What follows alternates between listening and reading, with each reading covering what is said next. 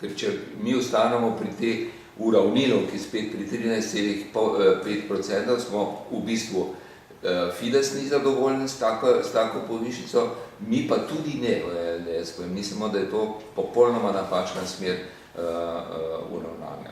Mi ponujamo to rešitev 13,5% kot neko sprejemljivo, uravnano, izenačeno dvigovanje plač zdravnikov za vse, samo da se ta nesorazmerja pokrijejo iz preteklosti. Ne zato, da bi podpirali pa na tem segmentu.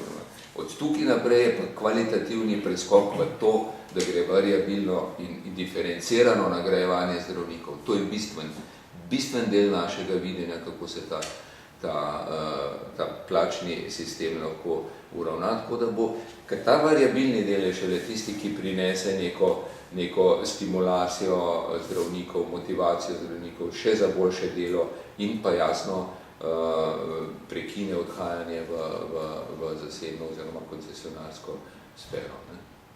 Da boljših zdravnikov, tisti, ki so pripravljeni več delati.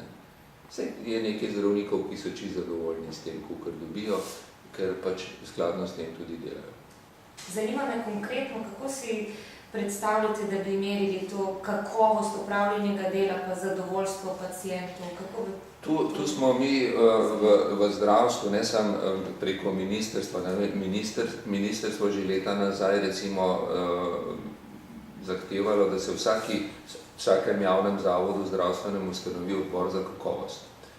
In znotraj tega odbora za kakovost je še komisija za kakovost, ki je že, recimo, če vzamem za primer psihiatrično kliniko, kjer sem zaposlen, mi imamo že izdelane standardne kakovosti. Mi vemo, kaj je kakovostno delo.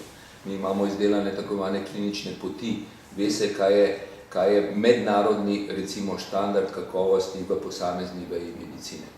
Torej, kakovostno delo, ki pa tukaj je samo posebej omenjeno, ampak zadovoljstvo pacientov je sestavni del, bistveni sestavni del kakovostnega zdravnikovega dela.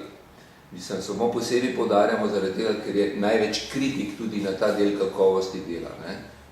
Zadovoljstvo pacientov se veže namreč bolj kot na samo storitev in učinkovitost, še bolj na odnos med pacientom in to. Zato tudi mi pozivamo v našem programu, bomo to zapisali, da tukaj mora biti neko partnerstvo med pacientom in zdravnikom. Kako se bo to preverjalo? To se da preverjati. Glejte, kakovost ima kriterije za kakovosti so izdelani, za vsako stroko posebej.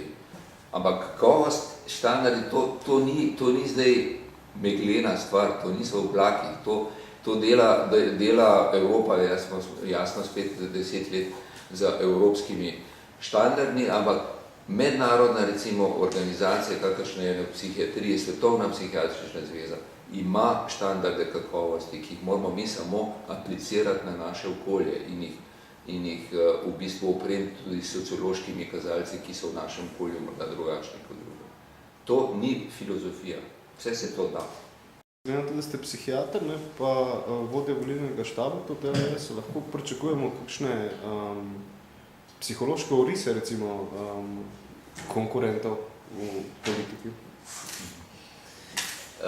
Ja, to ste lepo začeli vprašanje s tem, glede na to, da sem psihiater.